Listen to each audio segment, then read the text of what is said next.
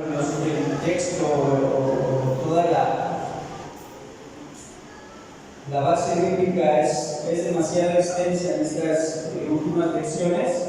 Solo vamos a considerar lo que nos dice Apocalipsis capítulo 14. Y vamos a leer desde el verso 6, del verso 6 al verso 13. ¿Cuántos dan gloria al Señor? Había dicho del 1 al 10 que, corrijo hermanos, vamos a leer del verso 6 al verso 13 y de ahí oramos para meditar en la palabra del Señor. Y dice así la palabra de Dios: vi volar por el medio del cielo a otro ángel que tenía el evangelio eterno para predicarlo a los moradores de la tierra, a toda nación, tribu, lengua y pueblo.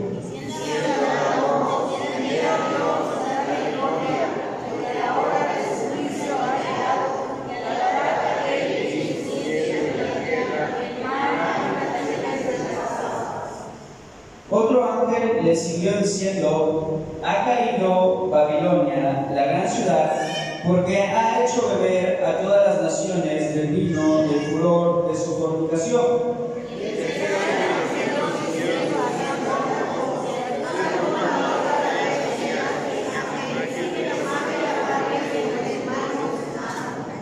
Él también beberá del vino de la ira de Dios, que ha sido vaciado puro en el cáliz de su ira, y será atormentado con fuego y azufre delante de los santos ángeles y del Cordero.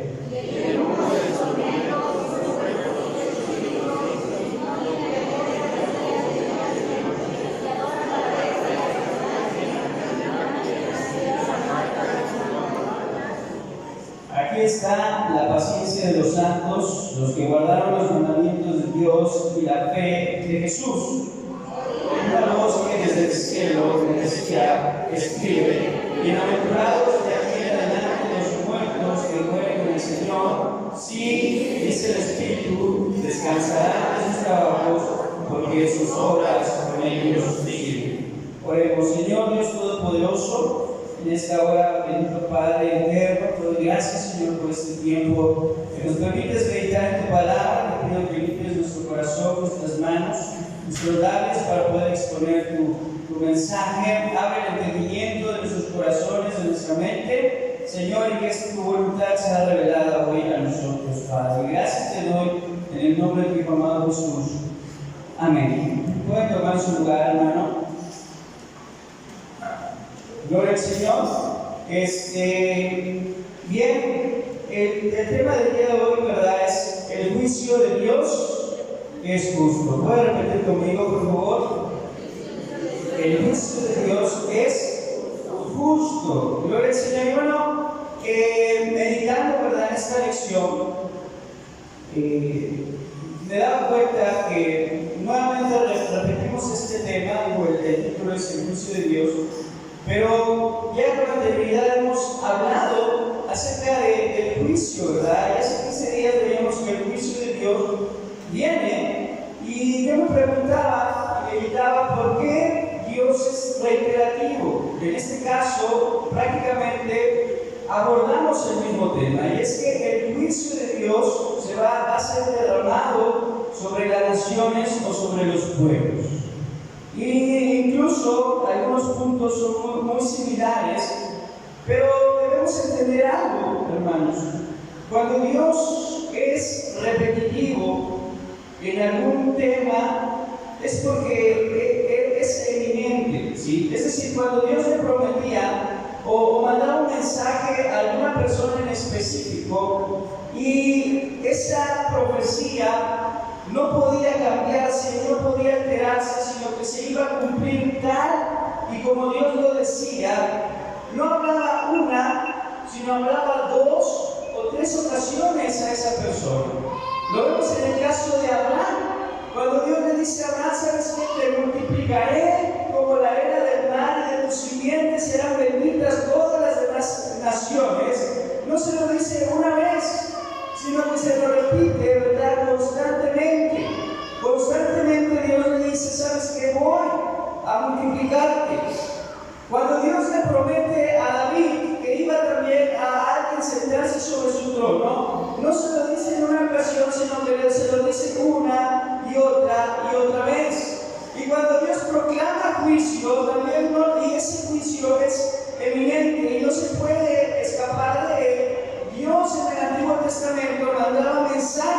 ¿verdad? Por ejemplo, mandó a Noé a que predicase por años el arrepentimiento.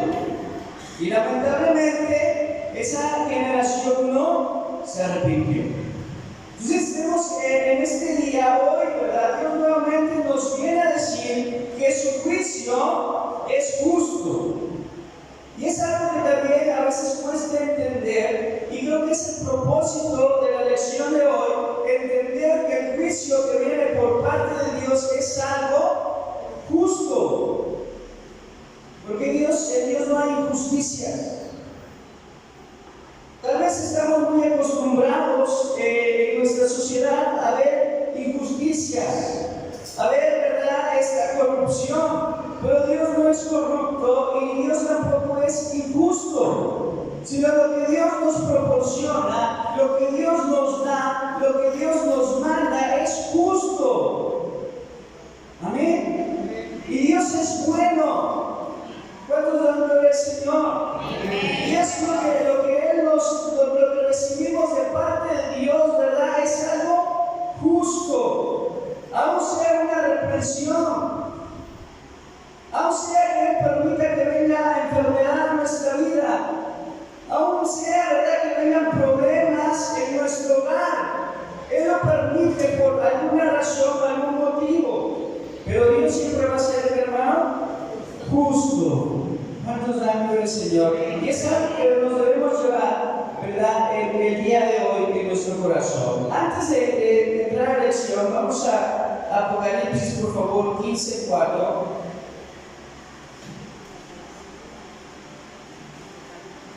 Y es nuestro texto de hoy. Vamos a leerlo dos ocasiones, todos juntos, por favor.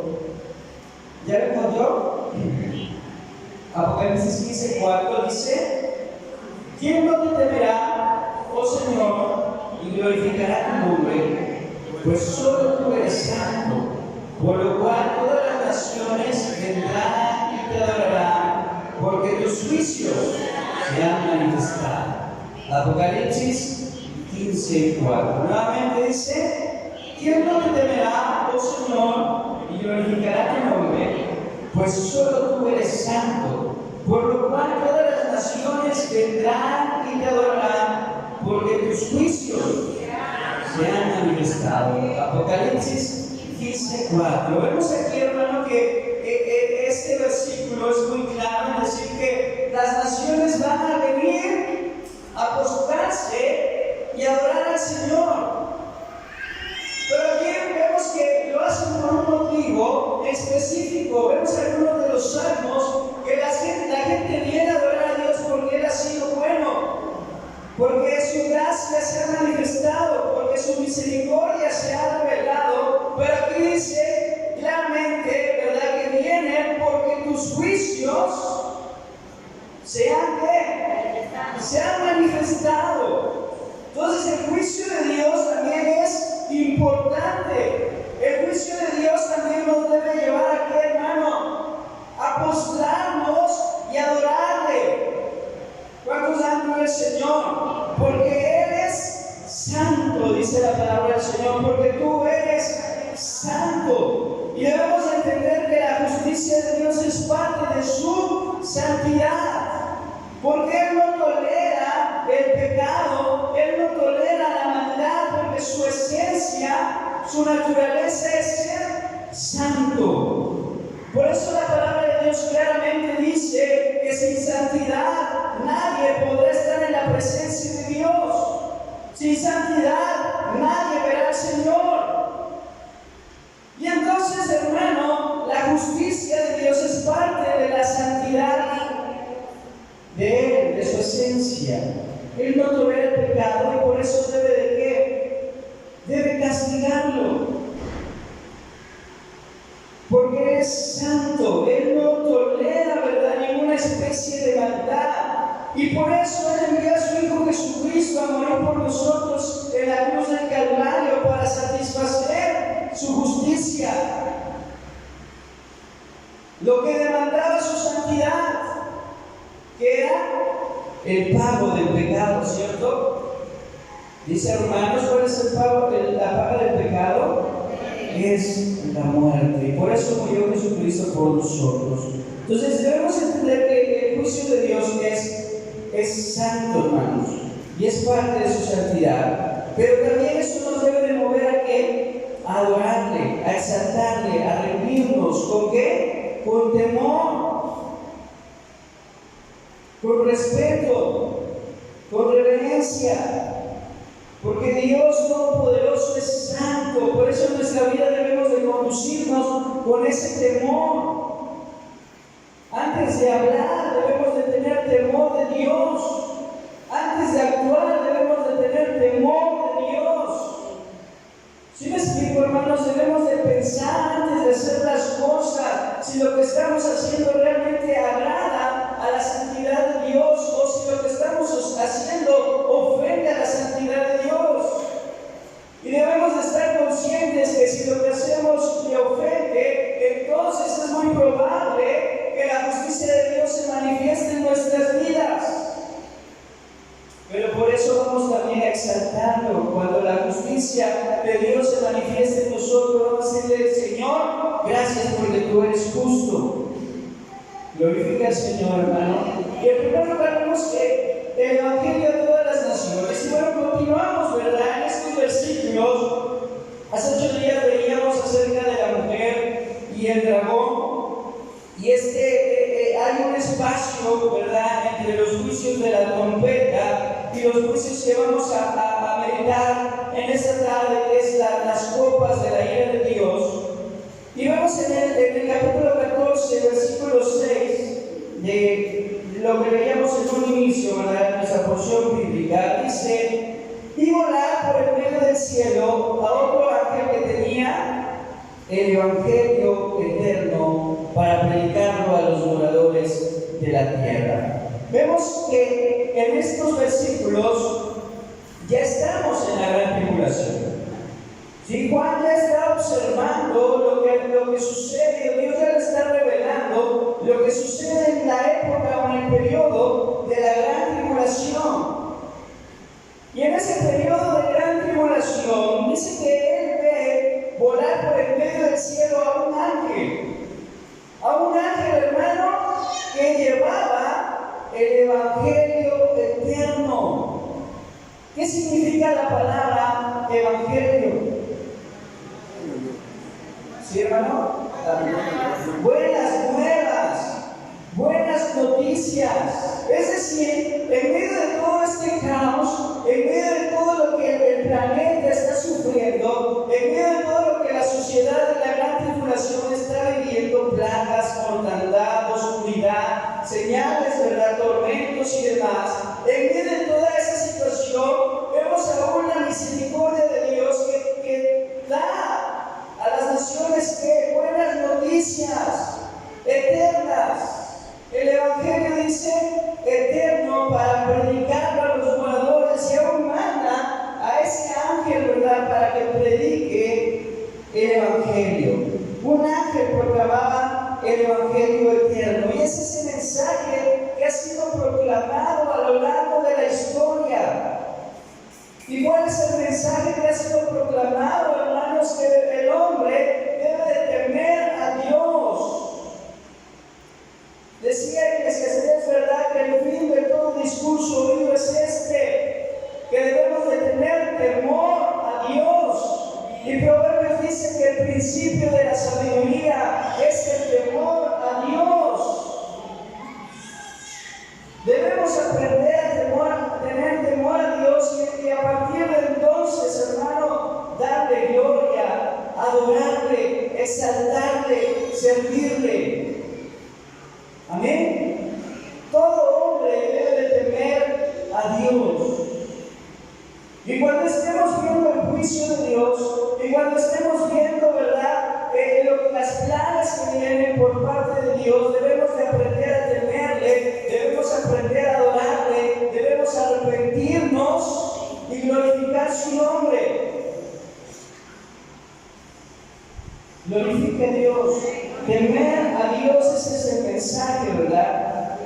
Cuando nosotros de verdad conocemos quién es Dios, hermano, no queda de otra más que reaccionar ante su presencia y ante la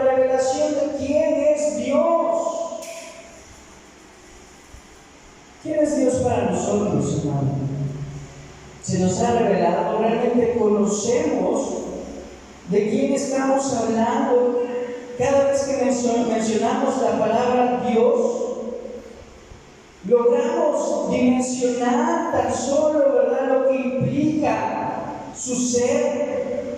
Dice que los cielos cuentan la gloria de Dios y el firmamento anuncia la obra de sus manos. Si usted ve el espacio y trata de imaginarlo y trata de considerarlo, no podemos entender un universo infinito. No podemos entender, ¿verdad?, que la estrella más cercana esté a millones de años luz.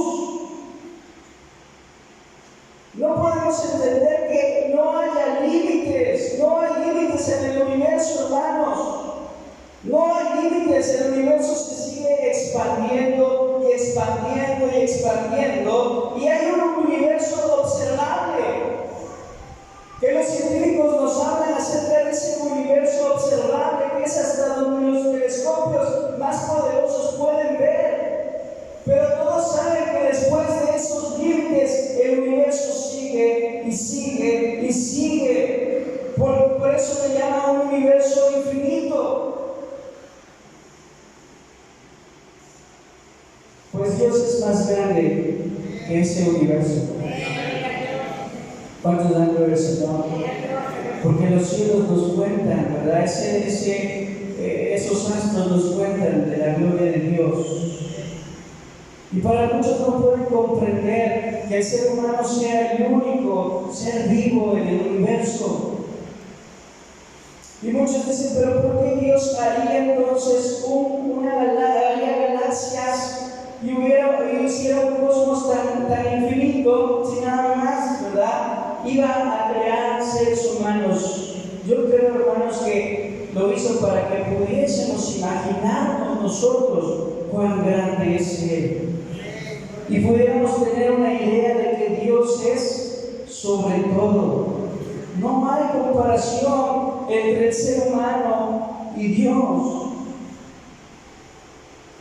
No hay ninguna comparación entre nosotros y aquel ser supremo capaz de crear, ¿verdad?, soles, estrellas, galaxias. No hay comparación entre nosotros y Él. Pero a veces nos queremos rebelar ante Dios. Queremos hacer nuestra voluntad delante de un Dios tan poderoso y tan grandioso, y nos rebelamos ante su voluntad y no logramos comprender lo que Él puede hacer, hermano. Pero Dios quiere hacérnoslo saber el día de hoy, ¿verdad? Entonces, cuando entendamos realmente quién es Dios, no va a quedar otra cosa más que adorarle, exaltarle, servirle, reconocer, ¿verdad?, lo que Él es en nosotros. ¿Qué pasa cuando el ser humano no reconoce, ¿verdad?, y no entiende la grandeza de Dios? Se desliza en la maldad, en la soberbia, en el pecado, en el egoísmo, en la iniquidad, porque no logran entender lo que es Dios. Los que aceptan, ¿qué pasará con los que aceptan la verdad de Dios? Dice la palabra del Señor que ellos tendrán vida eterna. ¿Cuántos han ver el Señor? Tendrán vida eterna y no caerán en condenación. ¿Verdad? Dice el verso 7: temed a Dios y dadle gloria, porque la hora de su juicio ha llegado, y adorad a aquel que hizo el cielo y la tierra, el mar y las fuentes de las aguas. Alabemos a aquel Dios creador, hermano, y adorémosle, porque la hora de su juicio está por llegar a este mundo. Vemos que también nos habla estos versículos sobre la caída de Babilonia, ¿cierto? En los versículos que leíamos, dice en el versículo 8: otro ángel le siguió diciendo, ha caído Babilonia, la gran ciudad, porque ha hecho beber de todas las naciones del vino de su furor y de su fornicación. Muchos teólogos, eruditos de la Biblia, maestros de Biblia, han tratado de identificar a quién se refiere, ¿verdad?, la palabra de Dios cuando habla sobre Babilonia o la gran ramera. Algunos se han aventurado a especular y a decir que se trata sobre la religión popular en México, la Iglesia Católica, y han dicho, ¿verdad?, que ella es la gran ramera y es la gran Babilonia.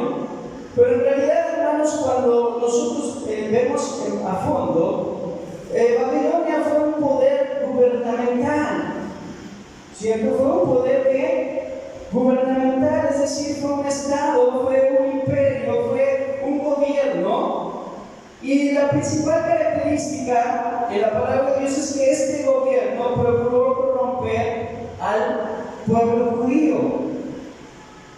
Intentó corromper, ¿verdad? Y lo vemos en Daniel, como Babilonia lleva a lo mejor del pueblo judío a vivir a sus ciudades. Y vemos cómo en los amigos de Daniel, ¿verdad?, les cambian sus nombres y los tratan de educar como babilonios. ¿Para qué? Para erradicar a la nación judía, eliminar todo rastro de judaísmo o de la adoración a Jehová.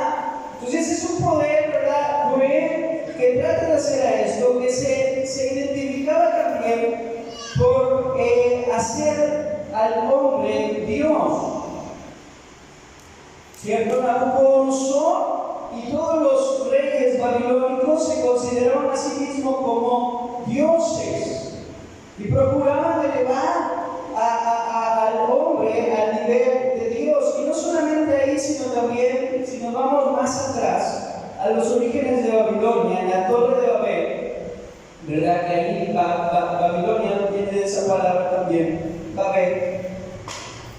Nace ese culto pagano donde el hombre trata de hacerse igual a Dios y eleva una torre que procuraba llegar a los cielos y desde ahí, desde esa altura, retar a Dios.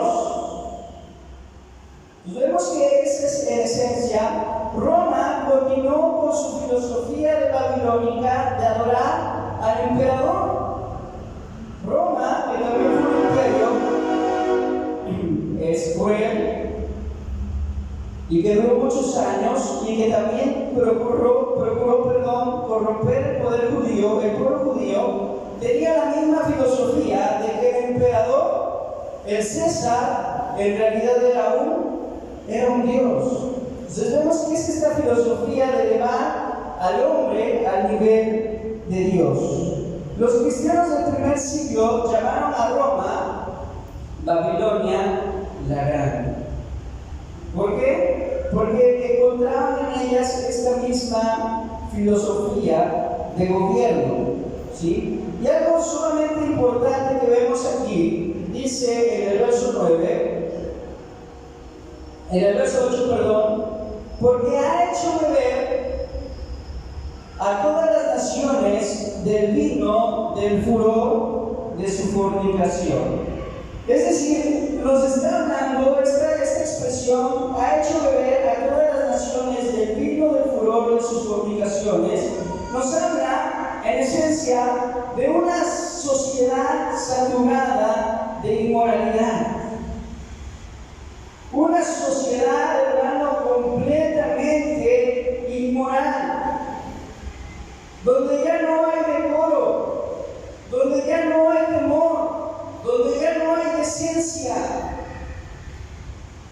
donde ya no hay ética, donde ya no hay justicia, ya no hay valores, ya no hay ni siquiera cosas biológicamente naturales, sino que ya hay un completo desorden mental, donde el hombre se ha entregado a las pasiones, donde el hombre se ha entregado, ¿verdad?, a la inmundicia, donde el hombre es capaz de tener relaciones sexuales con otro hombre, o hacerlo con animales, donde el hombre es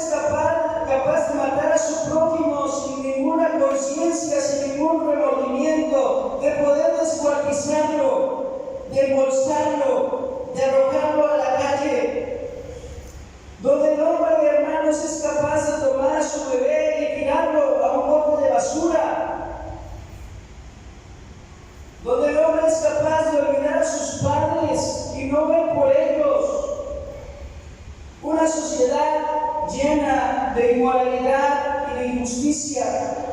Eso es, ¿verdad?, lo que nos habla la palabra de Dios sobre este reino de Babilonia y su influencia en la humanidad.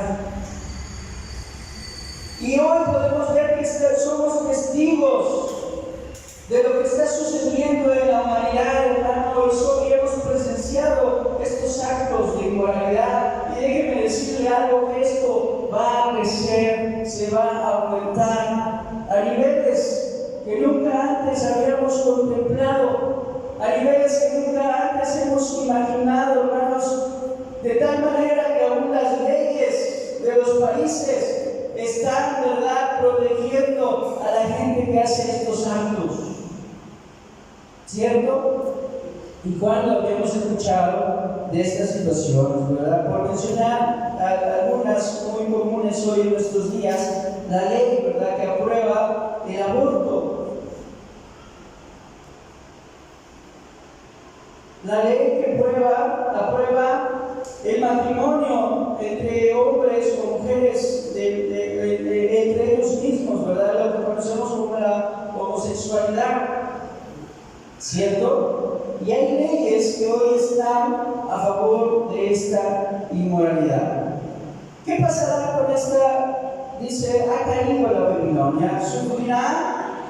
Todos los que son influenciados por esto se sufrirán el fuego eterno del infierno y no tendrán descanso.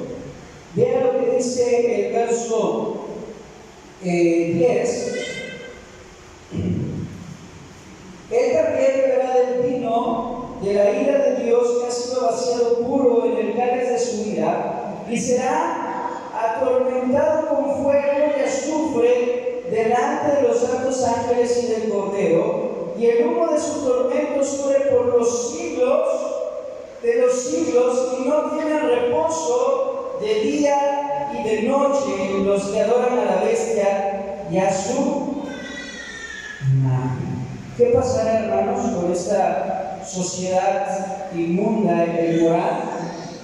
Sufrirán el fuego eterno del infierno y no tendrán descanso.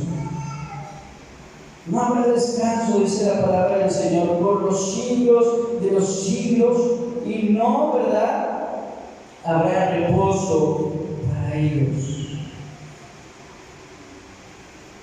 Debemos de ser conscientes de esto, hermano, tener temor de Dios, ¿verdad?, y saber que si no nos arrepentimos, sufriremos la misma consecuencia de esta gente. Número 2, vemos la preparación para el juicio final. Y en este proceso de ya llegar, lo que nos da el libro de Apocalipsis, a ese juicio final, veamos lo que nos dice Apocalipsis 15:1. Dice: vi en el cielo otra señal grande y admirable, 7 ángeles que tenían las 7 plagas postreras, porque en ellas se consumaba la ira de Dios. Vemos que estamos llegando ya aquí, hermanos, a la consumación, al término, a lo último, ¿verdad? Ya son las últimas plagas. Estas plagas van a consumar la ira de Dios sobre las naciones pecadoras.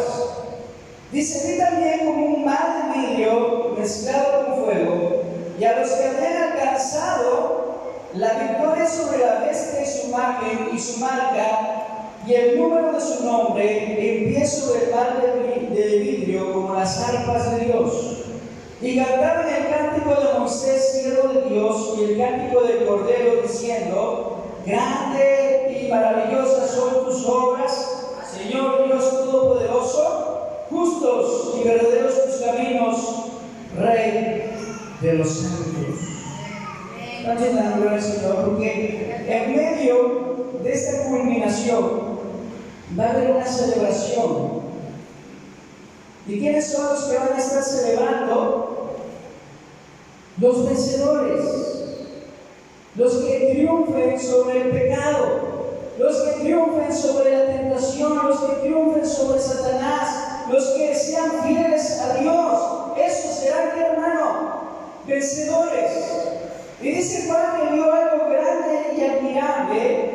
Habla de 7 plagas, y esto nos dice de la plenitud de la ira de Dios. El enojo de Dios, la ira de Dios, en su totalidad y en su perfección. Dios no va a reservar en ese momento nada de su ira, sino que va a descargar toda esa ira acumulada por miles de años sobre la humanidad. Y es lo que está viendo, dice que esto es grande y admirable, Juan. Y Juan compara a los que serán castigados, ¿verdad? Va a ser un contraste, más que una comparación, entre los que van a ser castigados y los que van a triunfar, es decir, los santos victoriosos de Dios. Y algo que debemos recalcar es que estos santos no se están regocijando o no se están alegrando por lo que viene sobre la tierra, es decir, no celebran el castigo de Dios a los injustos. Eso no es de celebrar, eso es algo de lamentar, ¿cierto?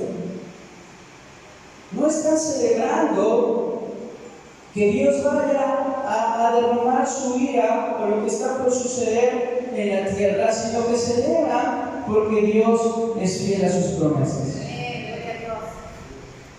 ¿Cuántos dan gloria al Señor? Porque Dios es fiel a sus promesas. Y Dios es fiel, hermano, y si Él ha prometido, ¿verdad?, que si creemos en Jesucristo y le servimos, Él nos va a salvar de la ira.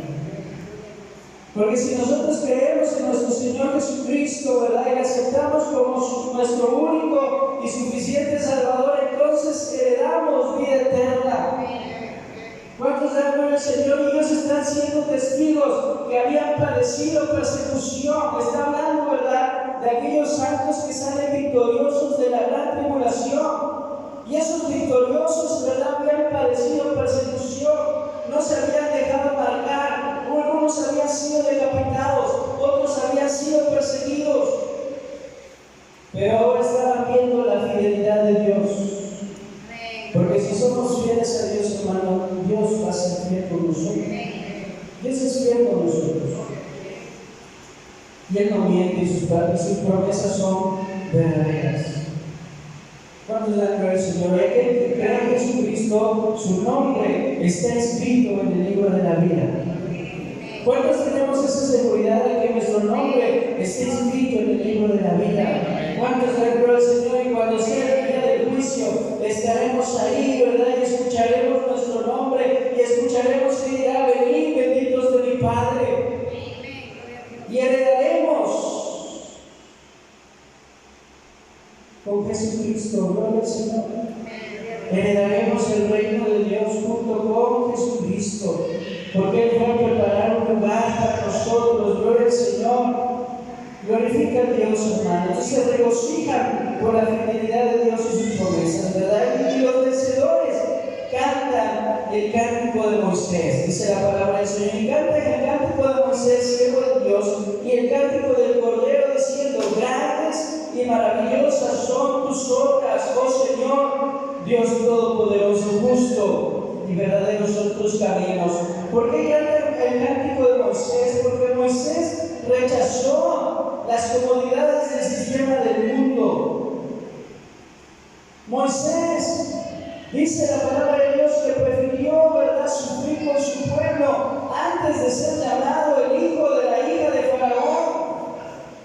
Moisés tenía un lugar importante dentro de la sociedad de su tiempo.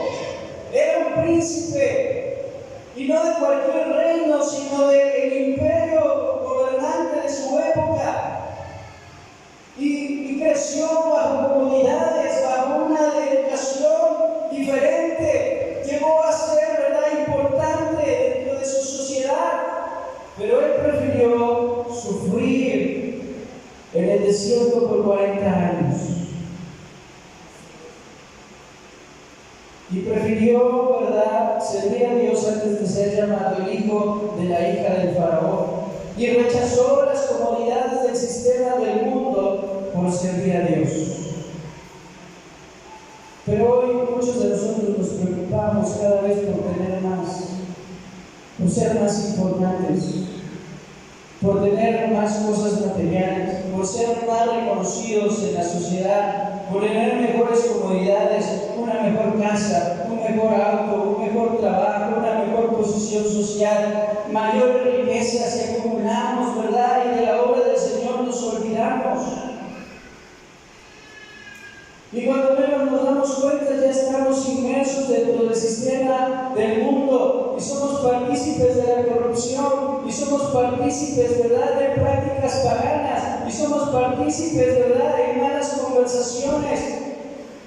Y nuestras amistades, ¿verdad?, nos envuelven y nos comportamos como ellos y vivimos cómodamente en este mundo.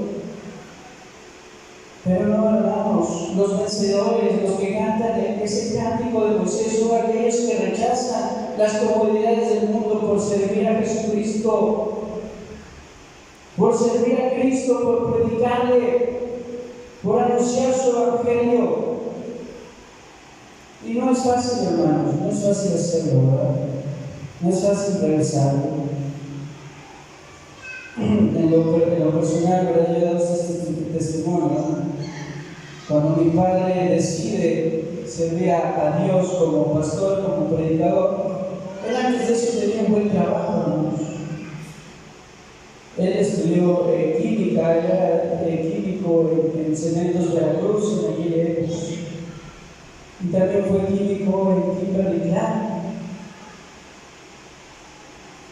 Y tenía un buen trabajo, y yo recuerdo los primeros años de mi vida, de mi infancia, ¿verdad?, que había recursos económicos. Pero él decide, ¿verdad?, dejar toda su comodidad para servir a Cristo. Y por años vivimos por fe. Y él sigue viviendo por fe, gloria al Señor. No tiene un trabajo fijo, es pastor, ¿verdad? Bueno, su trabajo es ser pastor. Pero es difícil porque no había comodidades, no había lujos, no había, ¿verdad?, esa comodidad que el mundo ofrece. Pero la gloria de Dios siempre se manifestó en nuestras vidas y su misericordia siempre fue con nosotros. ¿Cuántos dan gloria al Señor? Y su misericordia sigue siendo con nosotros. Y Dios provee, hermanos, provee alimento, provee sustento, provee, ¿verdad?, porque Dios es fiel y nunca nos ha dejado solos. ¿Cuántos dan gloria al Señor? Pero ¿cuántos de nosotros realmente somos capaces de dejar esa comodidad que nos ofrece el mundo para ir y predicar el Evangelio? ¿Cuántos de nosotros somos capaces de a lo mejor de dejar nuestros trabajos y decir, sí, quiero ser pastor, quiero ser evangelista, quiero ser predicador? Es una decisión difícil, ¿verdad? Pero los vencedores, los que cantan ese cántico de Moisés, son aquellos que han renunciado a toda esa comodidad que ofrece el mundo. Y gloria al Señor, ¿verdad?, por aquellos siervos de Dios que han dejado todo por servir a Cristo. Porque viene la ira de Dios. Después de esto, hermanos, dice, ¿quién no temerá, oh Señor, y glorificará tu nombre? Porque vienen, ¿qué? Juicios a las naciones.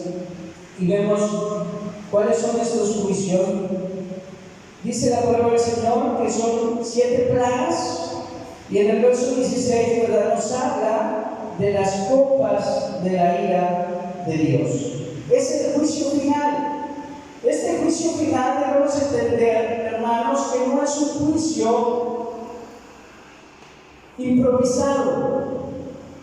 No es un juicio que en ese momento, ¿verdad?, Dios va a decir, es hora de derramar mis juicios e improvisa ese momento, sino que es un juicio que se determinó desde el día del Edén, desde el huerto del Edén, hermanos, cuando el hombre peca delante de Dios y Dios sabe las consecuencias que trae ese pecado a la vida del hombre, y Dios sabe que tiene que poner final. Dios tiene que poner un final a ese pecado que se originó en el huerto del Edén. Y ese final viene a través de ¿qué? Del juicio. Porque después de eso viene que un cielo nuevo, una tierra nueva, una vida nueva. ¿Cuántos de gloria al Señor? Y vemos que a lo largo de la historia hemos visto vislumbres de ese juicio. Ya lo hablamos en la ocasión pasada, el diluvio, Sodoma y Gomorra, Ananías, ¿verdad? Y Zafira, son parte de los juicios de Dios, que son tajantes y que no hay marcha, ¿verdad?, después de ellos. Dios lo ha demorado. Y la pregunta es: ¿por qué lo ha hecho? Porque Dios está dando oportunidad para el arrepentimiento. Gloria a Dios. Pero cuando vienen estos juicios, vemos que este juicio de la copa de la ira de Dios es absoluto e inflexible. Cuando ya llega a su límite, el juicio se convierte en absoluto e inflexible, y es entonces donde terminará la misericordia de Dios. Ya no va a haber más que, hermano, ya no va a haber misericordia, ya no habrá misericordia por parte de Dios. Es absoluto e inflexible. Y vemos que este ángel, ¿verdad?, estos ángeles que van con las copas de la ira de estos juicios, salen del templo. Quiere decir que esta es una misión divina, salen de la casa de Dios. Pero dice que en esta época el templo estará cerrado. Vea lo que dice el verso 6 del capítulo 15. Y del templo salieron 7 ángeles que tenían las 7 plagas, vestidos de lino limpio y resplandeciente, y ceñidos alrededor del pecho con cintos de oro. Y uno de los 4 seres vivientes dio a los 7 ángeles 7 copas de oro, llenas de la ira de Dios que vive por los siglos de los siglos. Y el templo se llenó de humo por la gloria de Dios y por su poder, y nadie podía entrar en el templo hasta que se hubiesen cumplido las 7 plagas de los 7 ángeles. Entonces, ¿qué pasó con el templo? Quedó completamente cerrado. Porque llega un momento, ¿verdad?, en que el hombre ya no puede entrar en la presencia de Dios. Cuando el juicio de Dios y la ira de Dios se derrama, debemos entender que el juicio de Dios es absoluto e inflexible. Y cuando termina su misericordia, hermanos, ya no hay acceso más a la presencia de Dios. Y entonces ya no hay lugar para el arrepentimiento, ya no hay lugar para la clemencia, ya no hay lugar para clamar delante de Dios por su gracia. Es terrible, ¿verdad?, esta época en la que va a estar viviendo. El templo estará cerrado porque ya no va a haber, ¿verdad?, esa flexibilidad. Y debemos entender, en tercer lugar, que estos juicios de Dios son justos. Glorifique al Señor, hermano. Estos juicios de parte de Dios son justos. Veamos lo que dice Apocalipsis capítulo 16, verso 1 al 4. Oí una gran voz que decía desde el templo a los 7 ángeles: id y derramar sobre la tierra las 7 copas de la ira de Dios. Fue el primero y derramó su copa sobre la tierra, y vino una úlcera maligna y pestilente sobre los hombres que tenían la marca de la bestia y que adoraban su imagen. El segundo ángel derramó su copa sobre el mar, y este se convirtió en sangre como de muerto, y murió todo ser vivo que había en el mar. El tercer ángel derramó su copa sobre los ríos y sobre las fuentes de las aguas, y éstas se convirtieron en sangre. Este es el juicio final. Vemos que los castigos son muy similares a los que hablan las trompetas. Hace 15 días veíamos las trompetas trompetas, ¿cierto? ¿Cuántas trompetas habla Apocalipsis, hermano? 7. Y decíamos que las primeras trompetas, ¿verdad?, van sobre la naturaleza y las últimas 3 trompetas van sobre la humanidad. Pero cuando veíamos las trompetas, dice que era sobre la tercera parte, ¿cierto? Dice, y entonces una tercera parte de los peces del mar murieron, y una tercera parte de las aguas potables fueron amargas, y una tercera parte de la naturaleza se secó, se marchitó. Pero en estos versículos vemos que ya no es una tercera parte, sino que dice, y vi, ¿verdad?, que en el mar murió todo ser vivo. No quedó ni siquiera un pez vivo en el mar o una criatura viva dentro del mar, sino que dice que cuando este juicio se derrama sobre el mar, mueren todos los peces, porque el juicio final de Dios es absoluto e inflexible, hermanos, y es sobre todo, no es sobre una parte, sino que ahora es sobre todo. Entonces también vemos una gran similitud con las plagas que hubo en Egipto, ¿cierto? Como el agua que se convierte en sangre. ¿Y por qué razón, verdad, hay diferencia entre las trompetas y las copas de la ira de Dios? Porque las trompetas, hermano, ¿verdad?, la trompeta hace un sonido, ¿cierto? Y ese sonido de trompeta es un llamado. ¿Un llamado a qué? Un llamado al arrepentimiento. Cuando viene el juicio de la trompeta, Dios está llamando al arrepentimiento. ¿Cierto, hermanos? Es decir, no extermina todo Dios, sino que deja una parte. ¿Para qué? Para que el ser humano entienda quién es Dios, entienda que Dios es justo, entienda que Dios es santo, y entonces el hombre pueda doblar sus rodillas, implorar misericordia y arrepentirse.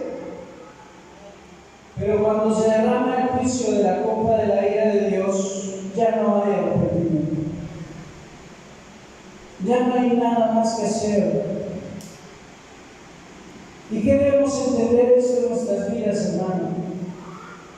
Debemos entender y comprender que cuando Dios, ¿verdad?, nos jala las riendas, como comúnmente se dice, cuando Dios, ¿verdad?, manda un juicio y aún seguimos vivos,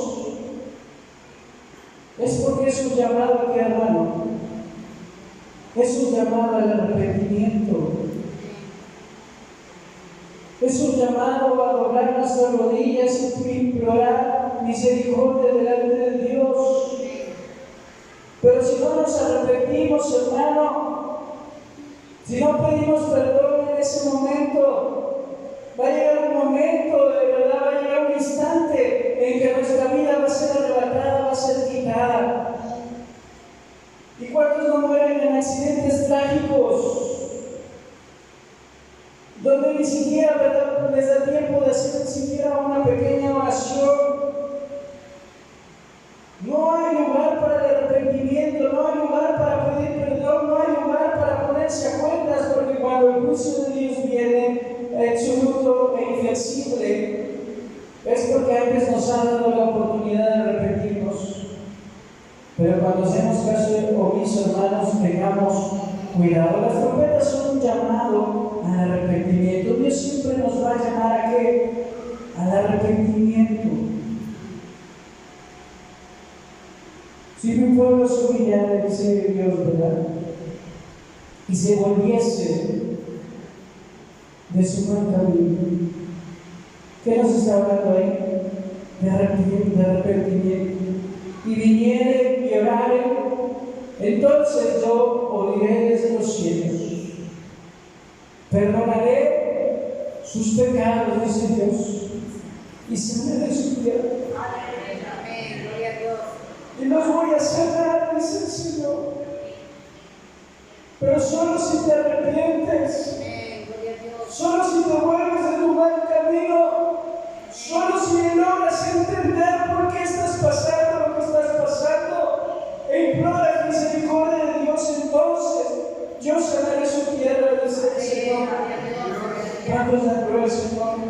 Las trompetas son un llamado al arrepentimiento, pero las copas son un castigo final.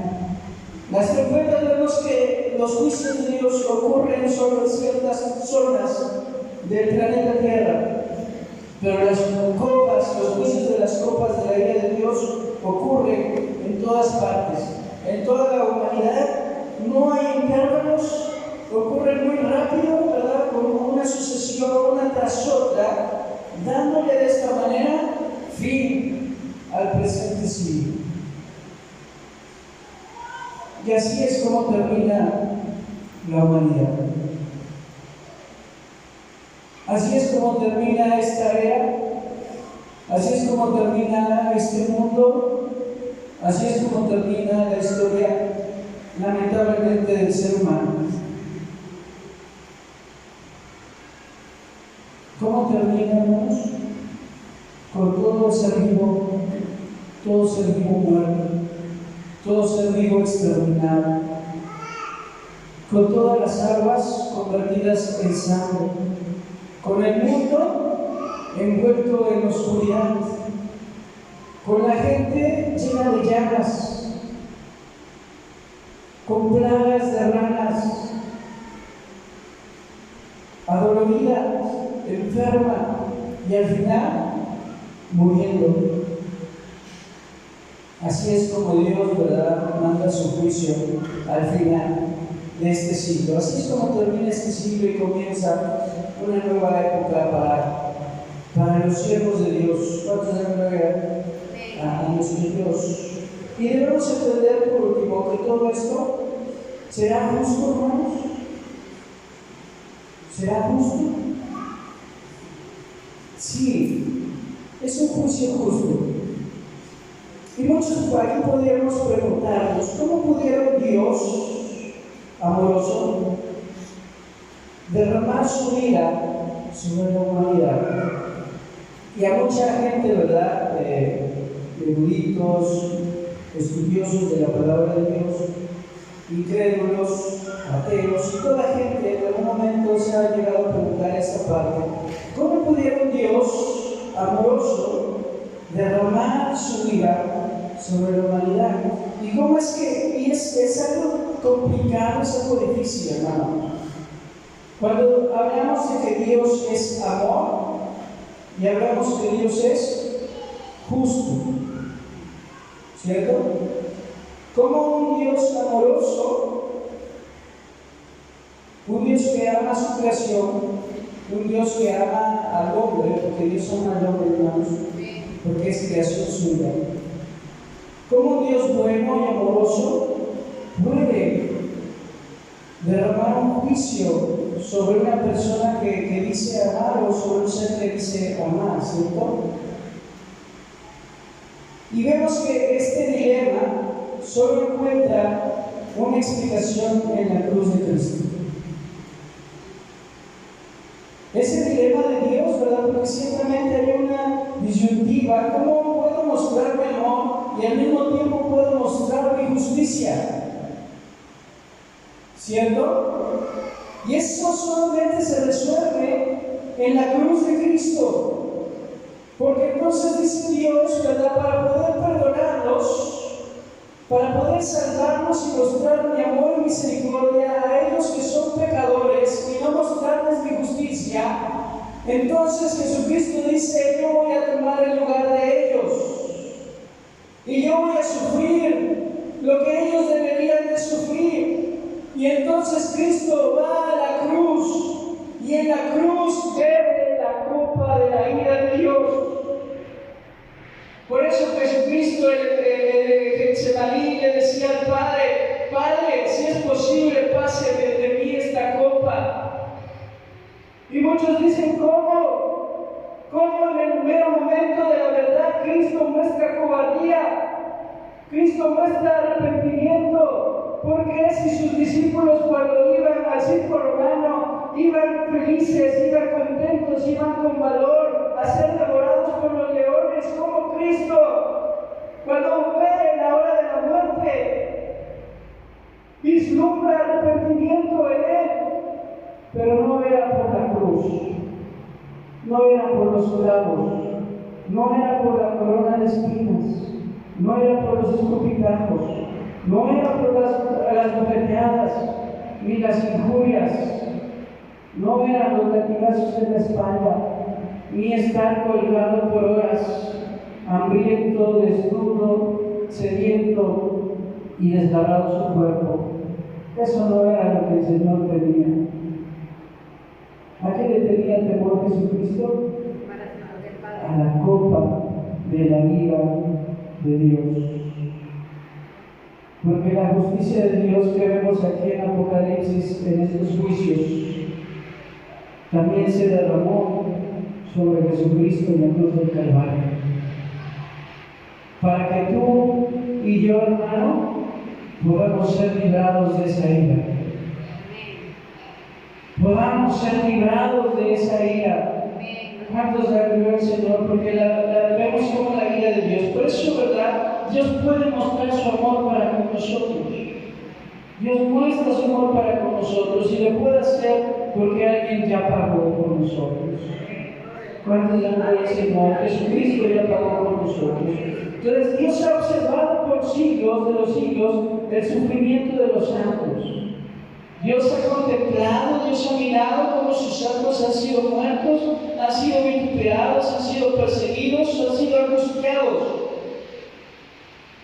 Pero vemos que el acto supremo de paciencia lo vemos específicamente en un mundo que rechazó, humilló y mató a su Hijo en la cruz del Calvario. Cuando el mundo hizo esto, Dios no intervino. Dios no actuó, ¿verdad? Dios pudo haber librado a Jesucristo, pero no lo hizo. Lo permitió. Y eso es un acto supremo de paciencia, porque entregó a su Hijo, hermanos, y ahí no derramó su ira, sino que eso permitió que la gracia de Dios se manifestara. Pero aquí podemos hacer nosotros cuestionamientos. ¿Merecen entonces amor y bondad los que rechazan el amor de Dios? ¿Serán merecedores de su amor y su bondad aquellos que le rechazan? ¿Merecen la protección de Dios quienes persiguen a sus santos? ¿Merecen ser protegidos por Dios aquellos que han perseguido a los santos de Dios? ¿Merecen el sacrificio de Dios quienes viven de forma egoísta? Dice que no escatimó a su propio Hijo, ¿verdad? Dice que Cristo se humilló a sí mismo. Hubo sacrificio por parte de Dios y de Jesucristo, pero no, muchas veces no queremos sacrificar nada nosotros. Somos egoístas cuando la palabra de Dios dice: hay en nosotros este sentir que hubo en Cristo Jesús, el cual siendo en forma de Dios, no estimó el ser igual a Dios como cosa a que aferrarse, sino que se despojó de sí mismo, tomando forma de siervo, y estando en la forma de siervo se humilló, siendo obediente hasta la muerte, y una muerte de cruz. Pero nosotros no queremos renunciar a nada. No queremos renunciar a nuestra comodidad, no queremos entregar nada. ¿Será justo? ¿Será justo que Dios nos recompense por ese egoísmo en el ser humano? ¿Usted qué piensa, hermano? Obviamente la respuesta es no. Y recordemos ante todo que la gracia, al final, ¿qué es? ¿Qué es la gracia, hermanos? Un don que no merecemos. La gracia es un regalo que no merecemos en nuestras vidas. Entonces, ¿será justo el juicio de Dios? Claro que es justo, porque su gracia es algo que no merecíamos, mas en cambio por su gracia paga por nuestros pecados. Cuando es la gloria del Señor, recordemos que la gracia es un don que no hemos merecido, no hemos hecho nada por ganarlo, no hemos hecho absolutamente nada perdonarlo. Mas en cambio Dios muestra hoy, ¿verdad? Está mostrando su gracia para con nosotros. Entonces, ¿será justo todo esto que acontecerá? ¿Será justo cuando la ira de Dios se derrama sobre el creyente? ¿Será justo cuando hay juicio de parte de Dios para nuestra vida? Sí, hermano, Dios es siempre justo. ¿Y qué es esto, verdad? Pero ¿qué es el temor reverente delante de la presencia de Dios? Pongamos de pie, hermano, ya se nos terminó el tiempo.